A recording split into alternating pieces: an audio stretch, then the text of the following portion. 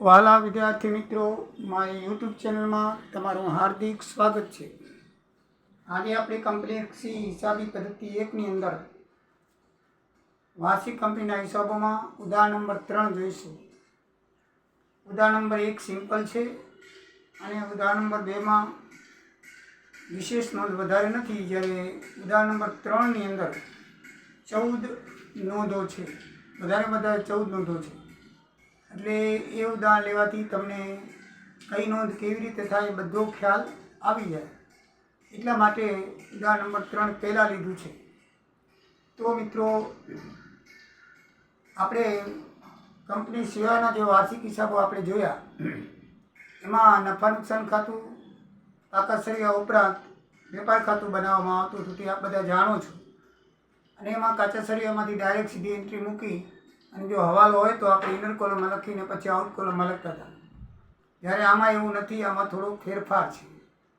કંપનીના હિસાબોની અંદર વેપાર ખાતું હોતું નથી, બરાબર છે. એમાં ખાલી નફા નુકસાન ખાતું અને પાકું સળિયું 2 જ વસ્તુ હોય છે. તો નફા નુકસાન ખાતું અને પાકા સળિયાની અંદર ડાયરેક્ટ એન્ટ્રી લખવામાં નથી આવતી. એમાં ફક્ત એન્ટ્રીઓની અલગ નોંધ બનાવવી પડે છે, જેમ આ બનાવી છે. એની એટેચમેન્ટ કહે છે. જ્યારે ઓડિટર પાસે હિસાબ રજૂ કરવા પડે ત્યારે અલગ એટેચમેન્ટ, કે દસ્ય મિલકતો કેટલી છે તો આપણે યંત્રો, મકાનો એવી રીતે આપણે પાકા સળિયાની અંદર લખી નાખતા હતા. એમાં એમ નથી લખવાનું. એનું એક એટેચમેન્ટ બનાવવું પડે છે અને એટેચમેન્ટને આધારે તમારે લખવું પડે છે. દાખલા તરીકે આ દસ્ય મિલકતો છે તો યંત્રો આટલા ને મકાન આટલા, કુલ 2,46,400. તો તમે અહીંયા પછી લખી નાખો કાયમી મિલકતો, દસ્ય મિલકતો, નોંધ 5 મુજબ 2,46,460. એટલે બધાની એક જ પ્રકારની વસ્તુ હોય ને તો એ બધાનું અલગ એટેચમેન્ટ બનાવવાનું. તમને એમ થાય કે આપણે કયું એટેચમેન્ટ બનાવવું, કેવી રીતે ખબર પડે? તો પાકા સળિયા અને નફા નુકસાન ખાતાનો તમને ફોર્મેટ આપેલો છે, મેં પણ કરેલું છે, ચોપડીમાં પણ સરસ રીતે આપેલું છે. તો એ ફોર્મેટની અંદર આવતા હેડિંગો નીચે જે વસ્તુ આવે એનું અલગ બનાવવું પડે. દાખલા તરીકે પાકા સળિયાનું ફોર્મેટ છે તો પહેલું છે ઇક્વિટી અને દેવા. તો એમાં કઈ કઈ વસ્તુ આવે તો શેર હોલ્ડરના ભંડોળ આવે, પછી અનામત અને વધારો આવે, બરાબર છે. એના પછી તમે આગળ જુઓ તો શેરોની સામે મળેલ રકમ આવે, શેર વેચણી બાકી આવે, શેર અરજીના નાણાં આવે, એ રીતે આવે. તો આપણને દાખલાની અંદર કયા હેડિંગની વસ્તુ આપી છે એ નક્કી કરી લેવાનું. તો એ પ્રમાણે એટેચમેન્ટ બનાવતા જવાનું. આપણે એટેચમેન્ટ કઈ રીતે બનાવવાના તો આપણે પરફોર્મા યાદ હોવો જોઈએ. પાકા સળિયાનો તમને નમૂના 3 મુજબ, પરિશિષ્ટ 3 મુજબ 2013ના કંપની ધારા મુજબ એ પ્રમાણે આપણે જે સાદો બીજા કંપનીના હિસાબમાં ભાગીદારી પેઢીમાં જોતા એવો નથી. આમાં મિલકત અને નાણાંનું મૂડીને દેવા આવતું, આમાં ઇક્વિટી અને દેવા આવે છે અને મિલકતો આવે છે. ઊભું છે એટલે પહેલાં દેવા લખાય છે પછી મિલકતો લખાય છે, એ તમે જાણી ગયા છો. તો એકદમ શોર્ટ એન્ડ સ્વીટ નાનું ક્રૂ થાય છે, પણ પાછળ જે આ પૂછડા લખવાના હોય છે એ જરાક અગત્યનું છે. એટલે કે આમ ઘસોરા ભંડોળ હોય કે બિનચાલુ, બીજું કાંઈ નથી. ઓમાં અલગ અલગ આઈટમ લખતા. દાખલા તરીકે મિલકતો, આમાં એવું આ છે ને પાછળથી એટેચમેન્ટ તરીકે દર્શાવવાનું છે. એક આપણે અલગ નોંધ લખતા જવાની અને એ નોંધનો સરવાળો જ્યાં આવતો મિલકતનો હોય તો મિલકતમાં અને દેવામાં આવતો તો દેવા મૂકી દેવાનું. અને એ સરવાળો કયા નોંધની આધારે છે, નોંધના ખાનામાં નંબર લખવાના 1, 2, 3, 4, 5, 6, 7, 8, 9, 10, 11, 12, 13, 14 નોંધો છે. તો આ રીતે તમારે લખવાની છે, ફોર્મેટ મુજબ લખવાની છે, બરાબર છે. દાખલા તરીકે આપણે જોઈએ કે સૌથી પહેલાં આપણે પાકું સળિયામાં ઇક્વિટી અને દેવા આવે તો ઇક્વિટી દેવાની અંદર શેર ભંડોળ પહેલું આવે. શેર ભંડોળની અંદર કયા કયા આવે તો શેર મૂડી અને અનામત વધારો, તો દાખલામાં આપેલું છે, એ તો આપેલું છે, બરાબર છે. તો શેર મૂડી અને અનામતમાં વધારો દાખલામાં આપેલો છે. તો એ પ્રમાણે આપણે જોઈએ તો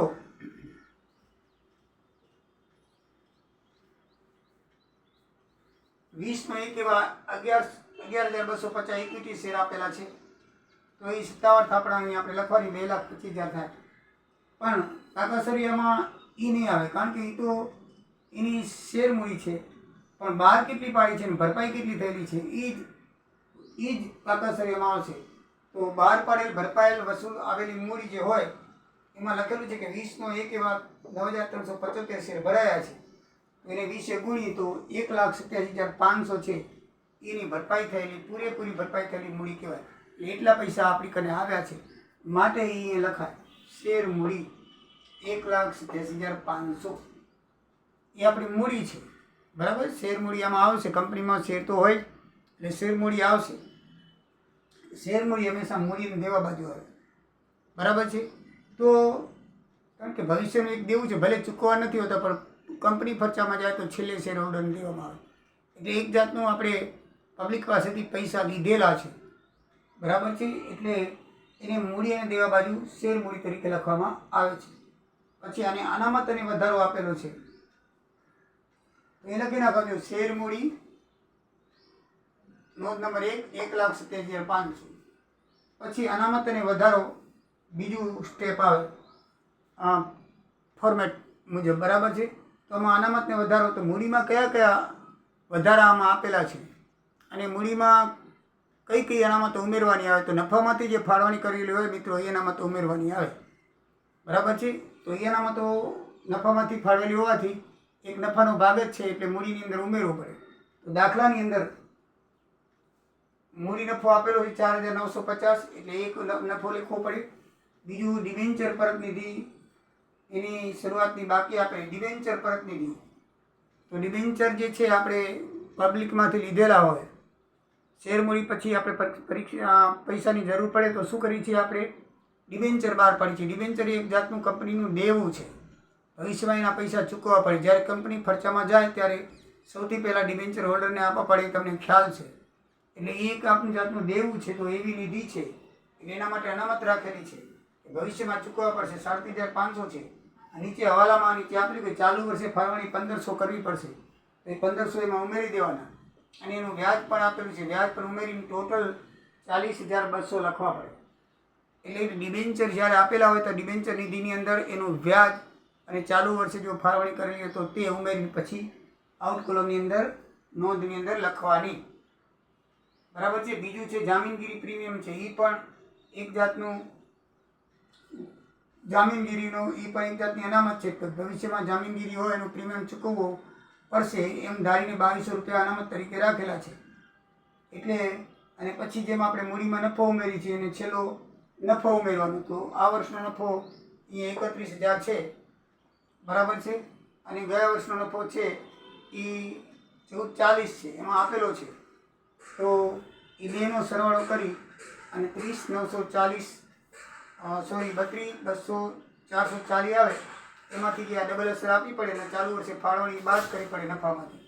કારણ કે નફામાંથી ફાળવણી કરી છે એટલે એ ફાળવણી આપણે પ્રતિનિધિમાં ઉમેરી અને નફામાંથી બાદ કરી એટલે 1,500 બાદ કરીને નફો 30,940 રહેશે. અગાઉનો નફો વત્તા ચાલુ આપણે સોજો નફો બાદ શું કરવું પડે પ્રતિનિધિ બાદ કરવી પડે. કોઈ પણ પ્રતિનિધિ હોય તો આપણે જોગવાઈ કરીએ તો નફામાંથી જોગવાઈ થાય એટલે નફામાંથી બાદ થાય. એ ચોખ્ખો નફો છે 30,940 એ આઉટ કોલમમાં આવશે. એટલે આ બધું છે ચારનું ટોટલ 78,280 એ અનામત અને વધારો કહેવાય. તો એ બમાં લખવું પડે અનામત અને વધારો નોંધ 2 મુજબ 78,280. એટલે આ રીતે આપણે પરફોર્મા મુજબ હેડિંગ જોતા જવું પડે અને એ પ્રમાણે બનાવતા હોય કે અને પછી પાકા સરિયામાં એનું ટોટલ લખવાનું આવે અને ડિટેલ એની છે ને નોંધમાં લખવામાં આવે. બરાબર છે. ડિટેલ એની શું કરવામાં આવે નોંધમાં લખવા. એટલે નોંધ એટલે બીજું કાંઈ નથી, એકને એક પ્રકારની ડિટેલ હોય એને અલગ અલગ તારવી લખવાની છે. એનું ટોટલ છે એ પાકા સરિયું તો પાકું સરિયું, નફા નુકસાન ખાતું નફા નુકસાન ખાતું, નફા નુકસાન ખાતું આટલું જ છે. જુઓ, કારણ કે બધાને ટોટલ માટે સ્ટેટમેન્ટ બનાવવા પડે છે. સ્ટેટમેન્ટ બનાવો એને ટોટલ આપણે લખવું પડે. હવે ત્રીજું હેડિંગ આવે છે બિન ચાલુ દેવા. તો બિન ચાલુ દેવા આની અંદર આપેલા છે. લાંબા ગાળાના ઉછીના 6% ડિબેન્ચર 45,000 આપેલા છે. તો એ એટેચમેન્ટ બનાવવાની જરૂર નથી. એટેચમેન્ટ કેનું બનાવવું પડે કે એક કરતાં વધારે વસ્તુ હોય તો આ એક જ વસ્તુ છે ડાયરેક્ટ સીધું તમે લખી શકો. લાંબા ગાળાના ઉછીના 6% ડિબેન્ચર 45,000. એની અંદર કંઈક કરવાનું હોય કે વટાવ કાપવાનો હોય કે ડેબા કાલખાદ અનામત કરવાની હોય તો એવું હોય તો એટેચમેન્ટમાં લઈ જવાનું. બાકી એક એન્ટ્રી હોય કોઈના ઉપર કંઈ અસર ના પડી તો સીધે સીધી તમે લખી શકો છો. તો આ 45,000 રૂપિયા 6% ડિબેન્ચર લીધી છે લાંબા ગાળાના આપણે બહાર પાડેલા છે એ લખવાના છે. આ બધું નોંધ આપેલી છે. આની અંદર નોંધને આપણે સોર્ટિંગ કરીને એટલે કે અને કયા હેડિંગ હેઠળ આવે છે એ આપણે નોંધો છે નોંધોની અંદર લખીને આપણે કરવાની હોય છે. બસ તમે વાંચતા જાઓ અને એ ક્યાં આવે છે એ લખતા જાઓ તો તમને સીધો ખ્યાલ આવે. અથવા તો તમે પરફોર્મા પ્રમાણે જુઓ તો બિનચાલુ દેવામાં ક્યાં આપેલા છે તો આ આપેલું છે એ લાંબા ગાળાની ઉછીના લોનની બિનચાલુ દેવા કહેવાય. તો 45,000ની અંદર આવશે. મેં આગળ બધી ચર્ચા કરી દીધેલી છે. બિનચાલુ દેવા બરાબર એ કેને કહેવાય છે, દસ્ય મિલકત બધું, એટલે ચર્ચા કરવી જરૂરી નથી. પછી ચાલુ દેવામાં આવે છે. તો ચાલુ દેવા એટલે કે વધઘટ થતા રહે બરાબર છે. તો ચાલુ દેવા છે એ ટૂંકા ગાળાના દેવા કોમર્શિયલ બેંક કેશ ક્રેડિટ એટલે કે આપણી પાસે એક ડેબિટ કાર્ડ છે એની અંદર 450 રૂપિયા ઉપાડેલા છે તો બેંક માંગે છે એટલે 450 ક્રેડિટ કાર્ડના છે. પછી વેપારી દેવા છે 31,450 એ 3 મુજબ છે. તો એમાં લખેલું છે વેપારી દેવા એટલે આપણા લેણદાર. એમાં લેણદાર નથી લખાય, માલ ખરીદનાર એટલે આપણા લેણદાર કહેવાય બરાબર છે. આપણે પોતે માલ ખરીદ્યો એટલે માલ ખરીદનાર આપણે લેણદાર. દેવી હુંડી એટલે ખરીદનારની હુંડી એમ લખેલું છે. ખરીદનારની હુંડી એટલે દેવી હુંડી કહેવાય બરાબર છે. એટલે આપણા માટે માંગે છે. માલ ખરીદનાર પોતે એટલે આપણે અને ખરીદનારી હુંડી એટલે આપણે લખેલી હુંડી તો એ દેવી હુંડી કહેવાય. તો એ 350 1400 એટલે 31,450 બરાબર. 31,450 એ આપણે હુંડી સ્વીકારી સામેવાળે લખેલી તો એ 1,400 રૂપિયા દેવી હુંડી. ખરીદનારી હુંડી એટલે દેવી હુંડી, વેચનારી હુંડી એટલે લેણી હુંડી. માલ ખરીદનાર એટલે લેણદાર, માલ વેચનાર એટલે દેવાદાર. એ બીજો અર્થ એનો બરાબર તમે સમજી લીધો. આ બધું યાદ રાખવું જોઈએ. ગ્રાહકો અને વેપારીઓને બધું આવે છે ને એમાં લેણદારો, દેવાદારો, ગ્રાહકો અને વેપારીઓ. તો એ વસ્તુ તમારે બરાબર ધ્યાન રાખવાનું. 31,450 એટલે બે દેવાદારો હતા તે બેનું ટોટલ માર્યું કારણ કે બે હતા એટલે આમાં છે ને એક હોય તો લખવાનું, 2 થી વધારે તો એનું એટેચમેન્ટ બનાવવાનું. સમજી ગયા કે નહીં? માંગે ખર્ચા 15-20 ભેગા છે તો 15-20 ભેગાનું શું બનાવી નાખવાનું એટેચમેન્ટ અને એ પછી ટોટલ આમાં લખવાનું. આમાં એક એન્ટ્રી સિવાય બીજી એન્ટ્રી ના આવે. બીજી એન્ટ્રી હોય તો ટોટલ એટેચમેન્ટ બનાવવાનું એટલે કે નોંધ બનાવવાની. તો આ 2 જણા છે દેવાદારોમાં, લેણદારોમાં, તો 2 જણા ભેગા કર્યા તો કેટલા થયા? 31,450 એ વેપારી દેવા ગયા. અને અન્ય જવાબદારીઓ 1,600 એ 4માં એની જવાબદારી કઈ છે કે નહીં મંગાવેલ ડિવિડન્ડ 250 ડિબેન્ચર પર ચડેલું 1,350 વ્યાજ છે. એટલે 1,600 રૂપિયા છે એ આપણે અન્ય જવાબદારી છે. હવે નહીં મંગાવેલ ડિવિડન્ડ આપેલું છે દાખલાની અંદર. હવે ડિબેન્ચર પર ચડેલું વ્યાજ છે. વ્યાજનો હવાલો છૂપો છે. ધ્યાન રાખજો, ડિબેન્ચરની અંદર તારીખ આપેલી છે.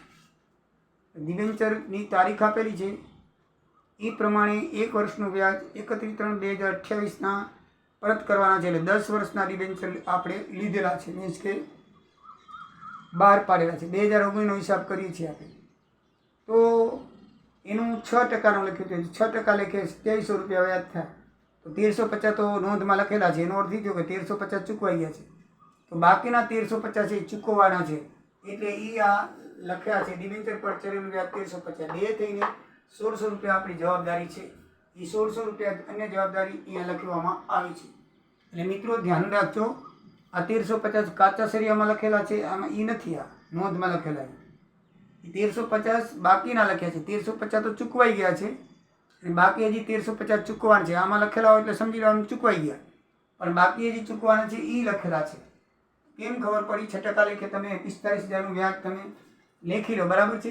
એટલે 2700 રૂપિયા થાય એટલે 6 મહિનાનું ચૂકવાઈ ગયું, 6 મહિનાનું બાકી છે એટલે ટોટલ 1,600 રૂપિયા અન્ય જવાબદારી છે. એટલે આપણે જવાબ ઇક્વિટીના દેવા વિભાગ પૂરો થયો બરાબર છે. એની અંદર 5 આઈટમ આવે બરાબર. 4 એટેચમેન્ટ છે ને 1 એમનેમ છે. તો આ 1, 2, 3 ને 4 એટેચમેન્ટ મૂડી અને દેવાની છે. હવે મિલકત ઉપર આવીએ તો એનું ફોર્મેટમાં મિલકતો નીચે લખેલ બિનચાલુ મિલકતો. બિનચાલુ મિલકતો કઈ કઈ છે તે જોઈએ. આની અંદર યંત્રો અને મકાન 2 આપેલા છે બરાબર છે. તો યંત્રોમાં 1,56,400 90,060 મકાનના આપેલા છે. તમને એમ થાય છે કે ઘટાડો નીલ કેમ? કારણ કે ઘસારો આની અંદર આપી દીધેલો છે. એનો અર્થ એ થાય કે ઘસારો કાપી લેવામાં આવ્યો છે. એટલે આપણે યંત્રોની કિંમત આજે ઘસારા બાદની છે માનીને આપણે પૂરેપૂરી લખી નાખશું. જો ઘસારો હવાલામાં દીધો તો આ કિંમતમાં ઘસારો બાદ કરીને પછી અહીંયા લખાય. પણ એવું કરવાનું નથી, કારણ કે ઘસારો નોંધની અંદર આપી દીધેલો છે. એનો અર્થ કે ચૂકવાઈ ગયો છે. એટલે આપણે ડાયરેક્ટ સીધી બેનું ટોટલ મારી 2,46,400 રૂપિયા દસ્ય મિલકત તરીકે નોંધ 5માં લખશું. બરાબર છે? દસ્ય મિલકતો બાદ ઘસારા ભંડોળ. તો ઘસારા ભંડોળ દાખલાની અંદર આપેલું છે. શરૂઆતની બાકી 19,860 છે અને બાકીના બે ઘસારા પણ આપેલા છે. મશીનરીનો જે ઉપર હતો તે યંત્રોનો અને મકાનનો. મશીનરીના 82,50 ને મકાનના 2,250, 10,500 થાય તો બેનો સરવાળો કરી 30,360 ઘસારા ભંડોળ થાય. તો એ ઘસારા ભંડોળની અંદર છઠ્ઠી નોંધ મુજબ 30,360 એ લખાશે. 30,360 ઘસારા ભંડોળ તરીકે લખાશે. પછી બિનચાલુ મિલકતો. બિનચાલુ મિલકતો કઈ કહેવાય? તો 6% અમદાવાદ મ્યુનિસિપલ કોર્પોરેશનની લોન છે અને ડિબેન્ચર પ્રતિનિધિ રોકાણો છે. આપણે જે ડિબેન્ચર ભવિષ્યમાં ચૂકવાના છે એનું રોકાણ કરેલું છે. એક 15,000નું રોકાણ અમદાવાદ કોર્પોરેશનની લોનની કરેલું છે અને બીજું ડિબેન્ચર પ્રતિનિધિ રોકાણો કરેલું છે. બરાબર છે? એ બધા રોકાણો કરેલા છે, બેંકમાં કરેલા કે બીજે ક્યાંક કરેલા હોય, એ આપણી મિલકત કહેવાય. ડિબેન્ચર નિધિ ફાળવણી, ડિબેન્ચર પ્રતિનિધિ ફાળવણી અને ડિબેન્ચર પ્રતિનિધિ રોકાણ એ બંને વસ્તુ અલગ છે. ડિબેન્ચર પ્રતિનિધિ રોકાણ અને એની ફાળવણી. ડિબેન્ચર પ્રતિનિધિ એ આપણી ચૂકવવાની જવાબદારી છે, એટલે મૂડીની દેવા બાજુ આવે, પણ એનું જે રોકાણ છે ભવિષ્યમાં ચૂકવવું પડશે એટલે એનું વ્યાજ મળે એટલા માટે આપણે રોક્યા હોય એ આપણી મિલકત કહેવાય.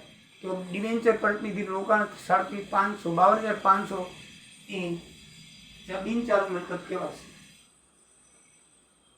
પછી જે ડિબેન્ચરનું જે વ્યાજ આવે, જે રોકાણ કર્યું હતું એનું વ્યાજ અહીંયા 1,200 રૂપિયા ડિબેન્ચર પર જે વ્યાજ છે એ આપણે લખ્યું છે. એ તમે ત્યારે સમજાવ્યું હતું, આપણે આવે એટલે સમજાવશું કે આ ડિબેન્ચરનું જે રોકાણો કર્યા છે એનું વ્યાજ આવ્યું 1,200 રૂપિયા. તો એના માટે વધારામાં આપણે ઉમેરીને 4,200 અહીં લખી નાખ્યા છે. બરાબર? અંદર આવી ગયા છે. એટલે કે ડિબેન્ચર પ્રતિનિધિમાં શરૂઆતની બાકીમાં 4 વર્ષની ફાળવણી અને એનું વ્યાજ ટોટલ કરીને 4,200 ટોટલ ડિબેન્ચર પ્રતિનિધિ લખવી પડે. એનું વ્યાજ છે પણ એ પણ ઉમેરવું પડે. વ્યાજ આપી દીધેલું છે, બધું આપી દીધેલું છે, પણ એ ડિબેન્ચર પ્રતિનિધિમાં ઉમેરવું પડે, ધ્યાનમાં રાખવું. પછી અન્ય બિનચાલુ મિલકતો કઈ છે? તો એ એક જ આઈટમ છે કે ભાઈ અન્ય બિનચાલુ મિલકતો ડિબેન્ચર વટાવ છે, એમાં 750 આપેલા છે તો 75 બાદ કરેલા છે. આ ડિબેન્ચર વટાવ એક જાતની મિલકત છે. આ 675 રૂપિયા ડિબેન્ચર ઉપર વટાવ મળે એટલે આમ ડિબેન્ચર આપણે દેવું પડે, એના પર વટાવ મળે એટલે આપણી મિલકત કહેવાય. 750 રૂપિયા આપેલા છે દાખલાની અંદર, પણ 75 શા માટે બાદ કરવા પડે? તો ડિબેન્ચર 10 વર્ષ માટેના છે, લખ્યું છે 31/28 સુધીના રોજ પરત કરવાના. 19નો હિસાબ છે એટલે 28ના પરત થાય. 10 વર્ષ એટલે 10મો ભાગ આપણે દર વર્ષે માની વાળવો પડે. તો 750 છે એ 10 વર્ષના છે, તો દર વર્ષે 75 રૂપિયા થાય. તો 75 બાદ કરીને બાકીના 675 મિલકત તરીકે લેખાય. 75 વાળી દેવાનો, વટાવ આપણે મળી ગયો, આ વર્ષમાં જમા થઈ ગયો. હજી બાકી લીધી આગળ એમને 10 વર્ષ સુધી ચાલ્યા કરશે, દર વર્ષે 75 કરીને. એ બરાબર ધ્યાનમાં રાખવાનું. અમુક હવાલા છે, ડિબેન્ચર હવાલો છે એ તારીખ પ્રમાણે વ્યાજનો હવાલો, અને પછી ડિબેન્ચર વટાવનો હવાલો એ કેટલી મુદત માટેનો છે, એ જો વટાવ આપેલો હતો એના વર્ષે ભાગીને પછી દર વર્ષે માંડી વાળવાનો. આ નીચે હવાલામાં આપેલું નહીં હોય, ઘણી વખત નહીં આપેલું તો આ બરાબર ધ્યાન આપજો, છુપા હવાલા કહેવાય. એની અસર આપણે આપવી પડે. 675 રૂપિયા થાય. હવે ચાલુ મિલકતો કઈ છે? તો માલ સામગ્રી. ચાલુ મિલકતોમાં માલનો સ્ટોક આપણને આપેલો છે 37 બચો, અને કાકસરિયામાં એનું સમારકામ થયેલું છે. માલનો સ્ટોક એટલે કે ઓજારો કે એવો હોય, માલનો સ્ટોક એટલે કાચો માલ કે રૂ કે એવું નહીં. આ માલ સ્ટોક કેને કહેવાય? કે માલ સામગ્રી સ્ટોક છે. એટલે માલ સામગ્રી સ્ટોક એટલે કે હથિયારો, ઓજારો, યંત્રો એનો સ્ટોક 37,200 તો એમાંથી 1275 સમારકામ કરવું પડે એમ લખ્યું છે હવાલાની અંદર. તો 1275 સમારકામ કર્યું તો એ બાદ કરવાના, તો ખરેખર સ્ટોક આપણો 35,925 કહેવાય. અને એમાં 420 ને 210ના બીજા આપણે ઓજારો લીધા છે અને બીજો સ્ટોર છે 420નો પડ્યો છે, એ ઉમેરી દઈએ તો કુલ માલ સામગ્રી સ્ટોક 36,555 થાય. તો એ પણ માલ મિલકતની અંદર આવે ચાલુ મિલકતમાં, કારણ કે વધઘટ થતી રહે એટલા માટે. તો ચાલુ મિલકતો 8માં નોંધ મુજબ 36,555 થાય આપણને. પછી ચાલુ મિલકતમાં વેપારી લેણા આવે, બરાબર છે. તો વેપારી લેણામાં લખ્યું છે દેવાદારો આવે, એમાં લેણદારી આવે, દેવાદારો તો 77,500માં છે. પણ એમાં ગાલખાદ અનામત રાખવાની છે 1,875 રૂપિયા. આમ તો ગાલખાદ અનામત 1,500ની દાખલામાં આપેલી છે, ધ્યાન રાખજો. પણ નીચે હવાલો છે કે 375 રૂપિયા ગાલખાદમાં વધારો કરવો, એટલે ટોટલ ગાલખાદ છે આપણે 1,875 રૂપિયા દેવાદારોમાંથી બાદ કરી ચોખ્ખા દેવાદારો 36,625 લખશું. એક જ આઈટમ હોવાથી એ નોંધ બનાવી નથી, બરાબર છે. પછી અન્ય ચાલુ મિલકતો, તો અન્ય ચાલુ મિલકતોમાં કઈ વસ્તુ આવશે? તો સ્ટેશનરી સ્ટોક આપેલો છે અને અગાઉથી ચૂકવેલ વીમો 75 આપો છે. બે વસ્તુ છે, 165 રૂપિયા અન્ય ચાલુ મિલકતો આવશે. તો મિત્રો સ્ટેશનરી સ્ટોક તો આપેલો છે, પણ અગાઉથી ચૂકવેલ વીમો એ કેવી રીતે છે? તો આમાં અગાઉથી ચૂકવેલ વીમાની રકમ આપણને આપી છે 450, એ ચૂકવાઈ ગયેલો છે, બરાબર છે. તો એમાં નીચે હવાલો છે કે 300નું વીમા પ્રીમિયમ એવું છે કે જે 30/6/19 રોજ પૂરા થતા વર્ષનું છે. હવે 30/6/19 પૂરા થતા વર્ષનું છે ને આપણો હિસાબ થાય 30/3 એટલે 3 મહિનાનું એ અગાઉનું પ્રીમિયમ કહેવાશે. તો 300નો ચોથો ભાગ, 3 મહિના એટલે વર્ષનો ચોથો ભાગ થયો, એટલે 300નો ચોથો ભાગ 75 રૂપિયા છે, એ અગાઉથી ચૂકવેલું કહેવાય. એટલે આપણે અગાઉથી ચૂકવેલું છે એ શું કરશું? બાદ કરશું. અગાઉથી ચૂકવેલું છે એ 75 રૂપિયામાંથી શું થઈ જાય? બાદ. એટલે એક જાતનું આપણે આવતી વર્ષ ચૂકવવાનું જાતે, એટલે અત્યારે આપણી પાસે મિલકત તરીકે પડી રહેશે, બરાબર છે. એટલે અગાઉથી ચૂકવેલી વીમા પ્રીમિયમ 75 રૂપિયાની સ્ટેશનરી સ્ટોક 165 રૂપિયા એ ચાલુ મિલકત તરીકે દર્શાવવામાં આવશે. બીજી આપણી રોકડ પડી છે દેના બેંકમાં 2660 રૂપિયા. તો 2660 રૂપિયા એ લખશું એટલે મિલકતો થઈ ગઈ પૂરી. એટલે બંનેનો હિસાબ જોશું તો 3,44,280 થઈ જાય છે. મિત્રો પાકા સર્વેની અંદર તમારે એના ફોર્મેટ પ્રમાણે હાલ્યા આવવાનું.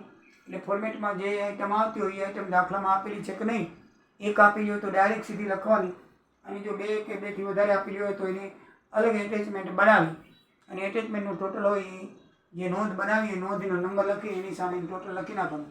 એટલે પરીક્ષક છે એ જોઈ લે કે 2 નંબરમાં 78,280 કેવી રીતે આવ્યા, 1,87,50 કેવી રીતે આવ્યા, એટલે સીધો એનો ખ્યાલ આવી જાય. એટેચમેન્ટ લખવા ફરજિયાત છે, ધ્યાનમાં રાખજો. એ આગળ જોઈએ તો ધંધાકીય પ્રવૃત્તિઓમાંથી આવક અને વેચાણ, એટલે કે વેચાણ આપેલું છે આપણને. ધંધાકીય પ્રવૃત્તિ એટલે કે વેચાણ, આપણે ધંધો કર્યો તેમાં વેચાણ દાખલામાં આપેલું છે કે ભાઈ 1,46,820. એમાં બીજી અન્ય આવક કઈ થઈ? તો અન્ય આવક એ થઈ કે શેર બદલીના 60 રૂપિયા છે એ આપેલા છે. શેર ટ્રાન્સફર ફી આપણી આવક કહેવાય, 60 રૂપિયા આપેલા છે. અને બીજું અમદાવાદની જે લોન હતી એનું 450 વ્યાજ આપેલું છે, એ આપણી આવક કહેવાય. એટલે બીજી આવક કઈ હતી વેચાણ સિવાયની? તો આ 2 આવક છે. એક છે 60 રૂપિયા શેર બદલી ફી, અને અમદાવાદ જે લોન હતી આવ્યા 15,000 એનું વ્યાજ આપણને આવ્યું. આપણું રોકાણ કરેલું છે 450 રૂપિયા, તો એ 510 રૂપિયા 10માં આઈટમ પ્રમાણે. તમને એમ થાય કે 6% અમદાવાદ મ્યુનિસિપલ કોર્પોરેશનની લોન એ મિલકત કેમ કહેવાય? એમાં આપણે લોન જે છે એ અગાઉથી જેમ આપણે બિલ પેમેન્ટ કરીએ ને એવી રીતે આપણે મ્યુનિસિપલ કોર્પોરેશનની અંદર રોકાણ કરેલું છે, બરાબર છે. તો એનું જે વ્યાજ આવશે એ શું થશે? આપણી આવક થશે. તો 450 રૂપિયા લોનનું વ્યાજનું આવક થશે. તો આવકમાં 2 જ વસ્તુ છે ખાલી, વેચાણ અને આવકોમાં 2. પછી ખર્ચાનું લિસ્ટ બનાવવાનું છે. તો ખર્ચા જે છે એમાં ઘણા બધા ખર્ચા છે. લિસ્ટ મારે સમાવવાથી મેં નથી બનાવી, પણ હું તમને બતાવી દઉં છું કે લિસ્ટમાં ખર્ચા ઘણા બધા છે. એટલે કે લગભગ 10 ખર્ચા છે. એ 10 ખર્ચાનું ટોટલ 22,275 થાય છે. તો એ છેલ્લે લખે છે એટેચમેન્ટ 14 પ્રમાણે 22,275. 12-13-14 મારે એટેચમેન્ટ નથી બનાવ્યા, પણ એટેચમેન્ટ હું તમને કહી દઉં છું. બે આઈટમ છે, એક 14માં વધારે છે. એ માલ સામાન વપરાશમાં કાંઈ નથી, પણ ખરીદી એક જાતનો ખર્ચો કહેવાય. ખરીદી આપેલી છે 101,850, એક જ આઈટમ છે એટલે એટેચમેન્ટ બનાવવાની જરૂર નથી. સ્ટોકની કિંમતમાં ફેરફાર થયેલો છે કે નહીં જોઈ લઈએ તો શરૂઆતનો સ્ટોક હતો એ 14,630નો છે. એટલો છે 14,630. હાલનો સ્ટોક દાખલામાં આપેલો 37,200, એમાંથી સમારકામ બાદ કરી નાખવાનું. હાલનો સ્ટોકમાં જો સમારકામ આપેલું તો એ બાદ કરીને ચોખ્ખો સ્ટોક લખવાનો 35,925 આવે. એમાંથી શરૂઆતનો સ્ટોક બાદ કરો એટલે આપણી પાસે અત્યારે 21,295નો ફેરફાર લખવાનો. 21,295 સ્ટોકનો જો એનો હોય તો એનો લખી નાખવાનો આખરનો સ્ટોક, પણ એમાં ફેરફાર થયો હોય તો આપણે લખવો પડે. બરાબર ને? એ ફેરફાર હંમેશા આપણે સ્ટોકની અંદર છે એ નફા નુકસાન ખાતાની ખર્ચ બાજુ આવશે. શરૂઆતમાં તો 14,630, એમાંથી આખાનો સ્ટોક ઉમેર્યો એટલે ચોખ્ખો કેટલો થયો 35,925 થયો. 14,630 બાદ કરો એટલે ફેરફાર કેટલો આવ્યો 21,295. એટલે 21,295 આપણે ક્યાં લખ્યું 11મી નોંધ મુજબ લખ્યું. 12મી નોંધમાં શું છે, જે વ્યાજ મળ્યું છે આપણે 1350. આ ડિબેન્ચર ચડેલું વ્યાજ એ ખર્ચા તરીકે લખાય. 1350 ચડેલું છે, 1350 આપણે ચૂકી દીધેલું છે, એટલે બંને ભેગો સરવાળો કરીએ એટલે 2700 રૂપિયા ડિબેન્ચર પર ચડેલું વ્યાજ. એ શેમાં આવશે? નંબર 12માં લખ્યું નથી, પણ એમાં તમને જણાવી દઉં છું કે બે આઈટમ છે. ડિબેન્ચર વ્યાજ, ડિબેન્ચર ઉપર જે વ્યાજ ચૂકવું પડે છે ટકા લખે, મેં તમને કીધેલું હતું 2700 રૂપિયા. તો એ 2700 રૂપિયા એ નાણાકીય ખર્ચ લેખાશે. તો એ નફા નુકસાન ખાતાની ઉધાર બાજુ એટલે કે ખર્ચામાં 2700 રૂપિયા આવશે. એ ઘસારો અને મારીવાળી મિલકત, એ ઘસારો આપણે બીજી વખતે જોઈ નથી, તો આ બે ઘસારા છે મકાનના મશીનના 10 છે, એ આની અંદર બીજી અસરમાં લખવા પડે. બરાબર ને? એક અસરમાં તો એમાં આવી ગયા 6માં, નોંધ 6માં, અને બીજી અસર ક્યાં આવશે? નફા નુકસાન ખાતાની ખર્ચ બાજુ ઉધાર બાજુ. અને અન્ય ખર્ચાનું એટેચમેન્ટ 22,575 એ હું તમને બતાવી દઉં છું. બાકીના જે ખર્ચા બધા આપેલા છે એ જોઈને એનું ટોટલ મારી તમારે ખર્ચની અંદર લખી નાખવાનું. પછી ખર્ચમાંથી આવકમાંથી ખર્ચ બાદ કરો. આવકમાંથી ખર્ચ બાદ કરી 31,000 નફો થયો. 31,000 નફો આપણે મૂડીની અંદર ઉમેરી નાખ્યો. મૂડીની અંદર અહીંયા ઉમેરી નાખ્યો. બરાબર છે? અનામતને વધારો, એ નફો એ આપણો વધારો કહેવાય. એ મૂડીની અંદર ઉમેરાઈ ગયો એટલે આપણો હિસાબ મળી ગયો. મિત્રો, આમાં થોડોક શું ફરક છે? ફરક એટલો છે કે આમાં એક કરતાં વધારે આઈટમ હોય તો એનું એટેચમેન્ટ બનાવવાનું, અને એટેચમેન્ટનું ટોટલ છે એ પાકસરીયામાં આવતું પાકસરીયામાં, અને નફા નુકસાન ખાતામાં આવતું હોય તો નફા નુકસાન ખાતામાં. આનું ખાતું નામ નથી, પત્રક નામ છે. નફા નુકસાનનું પત્રક છે, એ પત્રકમાં લખી નાખવાનું. બરાબર છે? અને આમાં તમારે દેવામાં કે મિલકતોમાં જે આવતું હોય એ પ્રમાણે અહીંયા નોંધમાં નોંધ નંબર લખી અને સામેનું ટોટલ લખવાનું હોય છે. કઈ રીતે ટોટલ બનાવવું, એટેચમેન્ટ બનાવવું મેં તમને શીખવાડ્યું, અને કઈ રીતે આપણે એનું ટોટલ લખવું પાકસરીયામાં એ આપણે જોયું. તમને બરાબર ખબર પડી ગઈ હશે. ન ખબર પડી તો કોમેન્ટ કરજો, બીજી વખત સમજાવી દઈશ. બાકી ખર્ચા જે આપેલા છે એ ખર્ચાનું એટેચમેન્ટ તમને બતાવી દઉં, કારણ કે મેં આમાં દર્શાવેલું નથી, એ તમને બતાવી દઉં. Attachment number 12. તો એટેચમેન્ટ નંબર 12 જે છે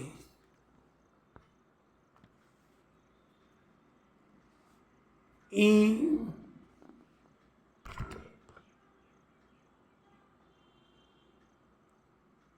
ડિબેન્ચર ચૂકવેલ 1350 નોંધનું છે, ચૂકવાનું બાકી હવાલાનું છે. 2700 રૂપિયા આપણે 12માં લખ્યા. 13માં મશીનનો ઘસારો જે મેં તમને બતાવેલો તે બે ઘસારાનું ટોટલ 10,500, અને 14માં આ બધા ખર્ચા આપેલા છે. એ બધા આપેલા છે. એમાં તમને ઉત્પાદન વેતન આપેલું છે, વીમો 450, એમાં 75 આપણે બાદ કર્યો એટલે 375 વધ્યો, એ આપેલો છે. સ્ટેશનરી છપામણી આપેલી છે, ઓફિસ ખર્ચ આપેલો છે, ભાડું, ડિરેક્ટર ફી, કાલખાદ અનામત હતી 1875 કરવાથી 1500 રૂપિયા આપણે કાચા સરિયાની બાદ કરીને 375 લખશું, કારણ કે કાલખાદ અનામત કાચા સરિયામાં 1500 આપેલા છે. 375નો વધારો કરવાનો હતો એટલે 1875 થઈ. એટલે કાચા સરિયાની હંમેશા અનામતમાંથી બાદ કરવી પડે 1500, એટલે બાદ કરીએ એટલે 375 રૂપિયા એ કાલખાદ અનામત આપણું નુકસાન કહેવાય, એટલે 375 લખ્યું. અને ડિબેન્ચર મેં તમને કીધું હતું 750 વટાવ છે, દર વર્ષે 10મા ભાગમાં વારી નાખવાનો આવે એટલે 75 રૂપિયા એ શું કહેવાય? ખર્ચ કહેવાય. એટલે આમ ટોટલ બધા ખર્ચાનું ટોટલ છે 22,575. તો 22,575 એનું ટોટલ આપણે આમાં લખેલું છે, બરાબર છે. હવે એની રકમ તમે જોઈ લ્યો. રકમ મિત્રો આ રીતની છે. ઉદાહરણ નંબર 3ની રકમ.